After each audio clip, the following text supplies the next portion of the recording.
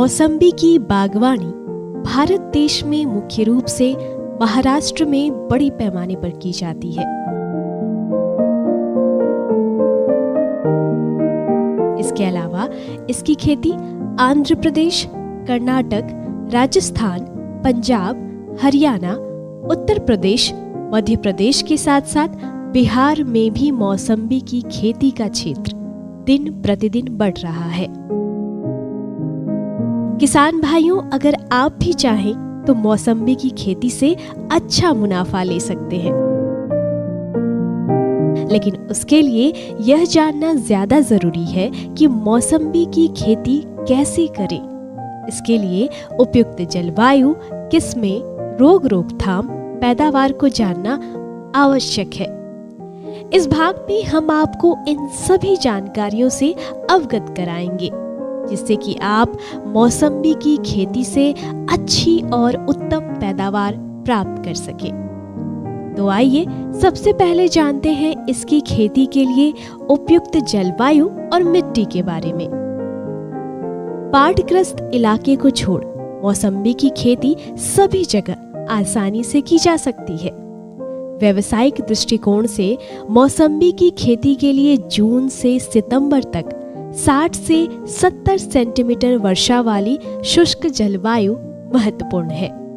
साथ ही मिट्टी का पीएच मान 6.5 से 7.5 तक होना चाहिए, यानी कि इसकी खेती के लिए बलुई और दोमट मिट्टी भी उपयुक्त है। इसकी खेती शुरू करने से पहले आपको मिट्टी की जांच अवश्य करा लेनी चाहिए, ताकि आप अपने बाग में उचित खाद का प्रयोग कर सकें। इस बात का भी ध्यान रखें कि मौसम्बी का पौधा जल भराव को बर्दाश्त नहीं करता है। ऐसे में इसके बागों में उचित जल निकासी की व्यवस्था होना बहुत जरूरी है। नर्सरी में तैयार 2 वर्ष आयु वर्ग का निरोग पौधा ही खेतों में लगाना चाहिए। किस्मों की बात करें तो मौसम्बी की अनेक किस्में हैं, लेकिन व्यावसायिक दृष्टिकोण से मौसम्बी की खेती या बागवानी के लिए कुछ ही उन्नतशील और संकर किस्मों को उपयोग में लाया जाता है, जैसे Hamlin, blood red, Jaffa, pineapple, Satgudi, Valencia red, ruby, Washington navel होती है, जिन्हें अपनाकर आप एक सफल मौसम्बी उत्पादक बन सकते हैं।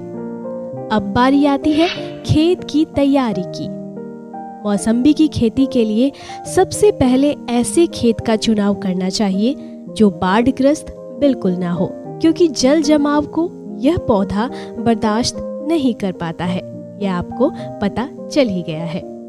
पौधों की रोपाई के पहले खेत को 2 बार अच्छी तरह जुताई कर उसे पूरी तरह समतल बना लेने की जरूरत होती है, जिससे जल जमाव की समस्या ना हो। पौधों की रोपाई के लिए किसान भाइयों को अपने खेत में 1 माह पहले ही 1.5 से 3 फीट लंबाई, चौड़ाई और गहराई वाला गड्ढा तैयार कर लेना चाहिए और उसे खुला छोड़ देना चाहिए, ताकि धूप लगने से कीड़े मकोड़े मर जाएं।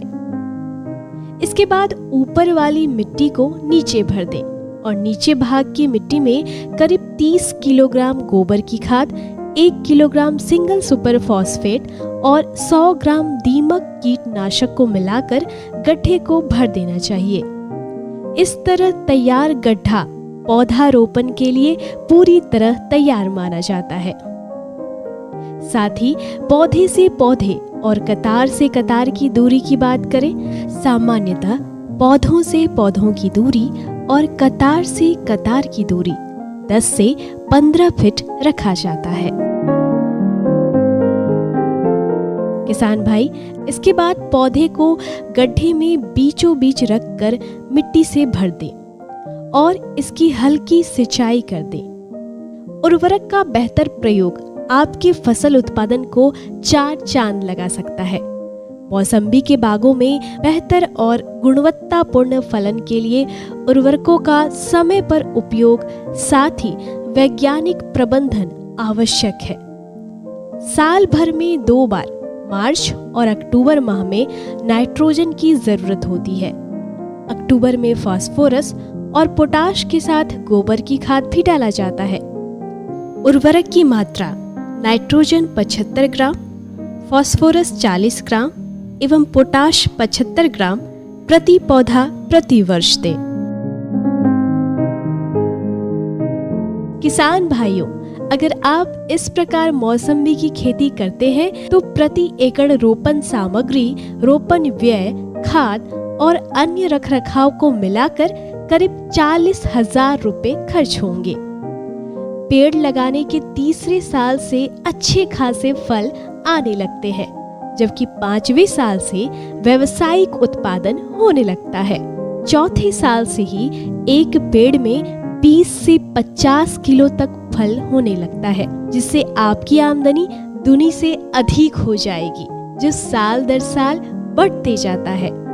इस भाग में इतना ही। अगले भाग में एक नए विषय के साथ हाजिर होंगे। नमस्कार।